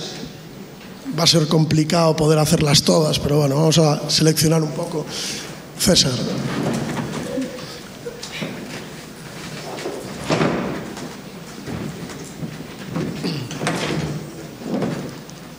Me acompaña aquí modelando la mesa el doctor César de la Fuente, compañero de unidad y de fatigas. Y no sé, ¿tenéis alguna pregunta? Es que bueno, vamos a preguntar varias de las que tenéis aquí formuladas, varias son para ti, Paula. A ver, la gente parece que está muy interesada en el tema de la inteligencia artificial. ¿Cómo funciona? ¿Qué tal funciona? ¿Se equivoca? ¿Qué opinión tienes tú? Pues mira, tenía en mi presentación, en los casos que puse, la inteligencia artificial falló en todos. Sí que ve muy bien lo que nos pasa a nosotros. Ve muy bien las fracturas del anillo anterior, pero se le escapa un montón las del anillo posterior. Con que la placa esté un poquito mal hecha ya es complicado. Y luego mi impresión, nosotros hemos empezado hace poco con la inteligencia artificial, se compró el módulo de músculo esquelético precisamente, se empezó por ahí. Y sí que mi impresión es que ve mejor lo sutil que lo gordo. Y si hay interposición de gas intestinal, así, pues regular. Pero bueno, es algo que están muy interesados en que mejore. Y entonces, de hecho, hemos tenido reuniones en estas 2 últimas semanas y le hemos transmitido esto, ¿no? Entonces entiendo que pues progresará el asunto, pero bueno, la verdad es que funciona, bueno, yo me sorprendo gratamente a veces, pero bueno, fracturas impactadas no las ve bien, tiene sus problemas, pero bueno, como aprende mucho más rápido que nosotros, supongo que en breve pues lo verá todo estupendamente. Pero bueno, me gustaría que le enseñaran a hacer el trabajo que no nos gusta hacer a nosotros, no el que nos gusta hacer, y eso está pasando, ¿no? Medir lesiones o ángulos, eso no se lo enseñan, le enseñan a hacer lo que a mí me gusta hacer, ¿no? Que es ver radiología simple. Pero bueno, eso sí que va, yo entiendo que va a mejorar exponencialmente, vamos. Pero bueno, lo del anillo posterior es ahora mismo como nosotros, no lo ve muy bien, pero el anterior lo ve todo, Vio, o sea, por ejemplo, lo de los casos que puse, vio todo lo del anillo anterior, se le escapó la fractura transversa del E5 y todas las sacras no las vio ninguna. Pero bueno, algunas eran sutiles. Para ti también preguntan si se debe hacer TAC con contraste en todas las fracturas pélvicas, con fase arterial y venosa. Bueno, eso es una pregunta complicada. Generalmente nosotros lo hacemos, pero bueno, es que es... claro, a veces hacemos... ¿Ahora qué pasa? Con el TAC espectral nosotros podemos hacer, para no radiar tanto a los pacientes, una fase sin contraste virtual, ¿no? Entonces eso implica que hagas el TAC con contraste y entonces yo lo que hacía antes, que era, hacía un sin contraste y si veía signos secundarios, pues un hematoma pélvico importante o el paciente, bueno, por ejemplo, si el paciente está en shock hipovolémico, inestable y tal, por supuesto sí, todas las fases, pero bueno, hombre, una fractura pélvica importante es un trauma de alta energía, o sea, prácticamente sí, ¿no? Porque la sospecha de lesión vascular es muy importante. Y ya no solo sangrado, o sea, para ver los vasos hay que hacer arterial y luego las lesiones viscerales, ¿no? Que también sangran un montón. Entonces, bueno, sí, en un paciente inestable con un cuadro clínico de una fractura pélvica implica, es un contexto ya de trauma grave. Entonces, sí. Luego, un par de preguntas para el doctor Pedro Cava. Pregunta a la gente un poco por el tema de la faja, ¿no? Primero, cómo colocarla y tal, sin poner al paciente mucho de lado, ¿no? Que se inestabilizaba, entonces, ¿qué hacemos? Lo giramos un poco, tal. Luego, otra que vi por aquí, que era... ¿qué hacemos con las fracturas que tienen una inestabilidad vertical, que casi siempre es vertical y también están un poco abiertas? ¿Qué es lo mejor ahí? ¿Tracción y tal, fijado? Bueno, la primera era... Vale, sí, eso yo creo que es muy... No, mejor este, ¿no? A ver, es fácil ponerlo sin mover al paciente nada, ¿eh? Lo único que hacemos es abrirla completamente, la parte superior desliza, vamos haciendo así, desde abajo o desde arriba, la pasamos por la columna lumbar y la bajamos. Que no podemos, lo que podemos hacer es levantar al paciente en bandeja un poquito, pasarla rápidamente, pero no pongáis al paciente de lado. Yo lo he visto hacer en mi hospital, o sea, que no es que yo sé que estamos acostumbrados a hacer las cosas poniendo a los pacientes de lado, para en el quirófano, por ejemplo, si tenemos que quitar algo. En un paciente con una fractura de pelvis, lo ideal es no moverle. Se desliza, la llevamos al trocánter, la colocamos, desde arriba o desde abajo. Si el paciente, imaginamos que pesa mucho, pues se levanta un poco, se pasa y se coloca la faja, pero no lo pongáis de lado. Y la otra pregunta, la inestabilidad vertical, yo creo que es que, insisto, no hay que fijarse mucho en la fractura. O sea, si el paciente está inestable y está sangrando por la pelvis, poner una faja. Si además tiene una inestabilidad vertical de verdad, o sea, tiene la pelvis ascendida, porque hay inestabilidades verticales que la pelvis está un centímetro ascendida y no hace falta, pero si tiene un ascenso importante de la hemipelvis, colocarle también una tracción. Eso como tratamiento inicial. En algunos casos incluso se puede pensar en poner un tornillo, pero es que para eso se tienen que dar todas las circunstancias, tiene que estar la persona que sabe hacerlo una buena hora, entonces yo eso no lo puedo recomendar, con fijarlas inicialmente. Faja y tracción. Cuando el paciente se estabiliza, pues probablemente pasar a un fijador y mantener la tracción. Eso lo comentaremos luego en la inestabilidad vertical. Y luego, aquí para los compañeros de hospital, hay... ¿Puedo preguntarle una cosa antes? Claro. Esto a Pedro y a Nacho. Estas lesiones dentro del mundo deportivo profesional, motociclismo, eso se ven con relativa frecuencia. ¿Cómo distingues lo que es una lesión reciente, una lesión aguda, una lesión antigua? Dentro de un motorista que tiene un accidente de tráfico, que te llega con un trauma pélvico, ¿y cómo sabes si la fractura que tuvo hace 5 años, 6 años, le había quedado mal, había sido tratada? Que hemos tenido algún caso reciente de que no sabíamos muy bien lo que era agudo, lo que era crónico, y no sabíamos muy bien. No sé si recuerdo ningún caso así con... En general ahora además, como muchas se operan, pues vienen con material. O sea, sí recuerdo algún paciente de estos que ha vuelto a saltar, pero tenían tornillos puestos. En principio, cuando tienen una fractura aguda se suelen ver los márgenes muy bien. Otra cosa es que tuvieran una pseudoartrosis y no se distinguirá bien. La verdad es que no te puedo contestar porque no tengo mucha experiencia con casos tan concretos. No sé. Pues imagínate yo. Si no fue fácil.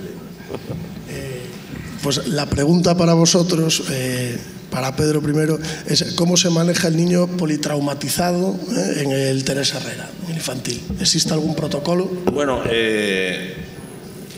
somos hijos del sistema que se había iniciado en el Gregorio Marañón, en La Paz y todo eso de la atención inicial al trauma pediátrico, y está todo protocolizado, ¿no? En ese sentido, nosotros nos enteramos poco del paciente inestable y realmente nos suelen llamar cuando el enfermo está ya en la UBI, no en la puerta, ¿no? Entonces nos llaman en la UBI y nos piden una primera consulta sobre qué pruebas de imagen vamos a necesitar, y eso generalmente te lo piden cuando está ya estabilizado, habitualmente. Hombre, pues a lo mejor una cincha pélvica hemos tenido que poner en alguna ocasión, efectivamente, porque eso, y algún fallecido ha habido. Me acuerdo de un niño, ¿te acuerdas, César? Uno que se cayó pero tenía también un trauma torácico asociado también, es decir, no sabíamos muy bien. Pero básicamente insistimos, es decir, la decisión, nosotros actuamos básicamente en el control de daños inicial o de la fijación una vez que el enfermo está estabilizado, y luego la cirugía que se puede demorar y que no tiene riesgo, pues ya se hace la cirugía programada una semana después habitualmente. Y para el doctor Rey preguntan ¿cuándo tendremos un protocolo de politrauma en el CHUAC? Ah, qué bueno. Bueno, vamos a ver. No sé si sois todos de Galicia, imagino que no. Llevamos 3 años desarrollando un código politrauma a nivel autonómico. 3 años llevamos, no creo que sea tan complicado. Lo voy a dejar ahí. Estoy involucrado, o sea, no es que escupa contra mí mismo. pero no creo mucho en ese código. Creo más en el código intrahospitalario. Ese sí que creo. Iván y Guillermo son testigos de hace años intentamos empezar a funcionar como un hospital moderno y tener un código politrauma intrahospitalario y tener un grupo de politrauma y tener interlocutores en todos los servicios. He de decir que no fue una ocurrencia mía, fue una ocurrencia de la UCI y vino a buscarnos para intentar. Bueno, aquello no fructificó por el motivo que fuere. Estoy convencido que ahora sí vamos a retomar el tema este año yo creo, y vamos a intentar hacer un código politrauma dentro del hospital, que es una auténtica cosa que, si me permitís la expresión, es una chorrada. O sea, consiste simplemente en que todo el mundo se entere que hay un politrauma y que puede ser requerido. Es así de sencillo. Ya tenemos protocolo de transfusión masiva, que era uno de las patas del sistema. Tenemos protocolo de transfusión masiva. Y sencillamente es una cuestión de organizarse. Como somos lo que somos españoles, somos desorganizados y poco caóticos, pues no ha fructificado. Pero yo estoy convencido que este año vamos a conseguir que cuando venga un politrauma estemos todos activados, bloqueados los quirófanos, avisado Rayos, avisado vosotros, avisado nosotros, no convertir en un camarote de los hermanos Marx el boss de críticos, pero sencillamente hacer las cosas bien. Yo creo que sí. En Cataluña se hace bien, en Sant Joan de Déu, en los niños residentes de cirugía infantil han ido ahí y han venido con la boca, babeando de lo bien que funcionaba aquello, y es cuestión de voluntad nada más. Y yo creo que este año sí. Hay una pregunta del doctor Cano. Hola, buenas tardes. Perdona un poquito la voz de aguardiente que tengo. Quisiera hacer unas preguntas a Ignacio y algunas reflexiones, porque la verdad es que me ha gustado mucho su charla, ¿no? En cuanto al packing, yo de hace muchísimo tiempo soy un defensor del packing retroperitoneal. Entiendo que es un procedimiento que deben de hacer los traumatólogos. Entiendo que donde realmente tiene interés hacer el packing retroperitoneal es en los hospitales de menor nivel, porque es la única oportunidad que tienen esos pacientes para ganar un tiempo, para llegar al hospital y poder hacerle ya las pruebas para salvarle la vida. Me ha gustado mucho también lo que has comentado cuando se hace la concordancia y cuando coinciden un hematoma, un sangrado intraabdominal y un sangrado retroperitoneal, cómo tiene que ponerse de acuerdo y cómo tiene que hacerse la incisión supra umbilical por parte de los cirujanos e infraumbilical por parte de los traumatólogos. Pero hay una cosa que no estoy de acuerdo contigo. Y es que yo tengo la oportunidad de hacer muchos packing y siempre he metido más de 8, 9 y 10 compresas, ¿sabes? Entonces, he leído mucho en la literatura, sobre todo inicialmente, cuando se empezó a hacer el packing, que hablaban de eso, 2 o 3 compresas. Yo, la verdad, es que, y el último te puedo decir que lo hicimos hace aproximadamente unos 4 días, emitimos 7 compresas en cada lado. Las compresas hay que ponerlas, siempre las cogemos nosotros anudadas, una detrás de otra, porque en una de las ocasiones se nos quedó una dentro, pero nunca, siempre 3 compresas. Desde mi punto de vista, en mis casos ha sido siempre insuficiente. En uno llegamos a poner hasta 20 compresas. Vamos a ver, en mi experiencia, que se remonta a 3 casos que hemos hecho, siempre ha dado 7 compresas. La verdad es que nunca he conseguido meter más. Este paciente del vídeo era un señor bastante robusto, era bastante grande. Y de verdad no fui capaz de meter más de 3 a cada lado y en algunos casos alguna en la sínfisis del pubis. Me imagino que se puede meter más. Hay un artículo, por cierto, reciente ahora de Demetríades, que ya os lo he mencionado antes, que es un pope del trauma en Estados Unidos, que os lo aconsejo que lo leáis porque hace un estudio en cadáveres y coloca compresas y ve como tal, y dice que en la gran mayoría de las veces no se consigue llegar hasta la sacroiliaca. lo hace sobre cadáver. No sé si eso es extrapolable porque el hematoma no ha disecado el espacio, ¿no?, de recius, bogros y el espacio de las sacroiliacas. Pero revisando para la charla esta, me encontré con ese paper y bueno, me sorprendió, la verdad, me sorprendió. La Totterman y la gente que describió la técnica generalmente habla de 7 compresas, 6 compresas, pero me creo que seas capaz de meter más, me lo creo, sí, por supuesto que es posible meter más. De todas maneras, la gente con la que he hablado normalmente no suele meter tantas, pero por supuesto, cuantas más, perfecto. Eso estoy de acuerdo. Lo que se trata es de hacer un tampón, entonces, perfecto.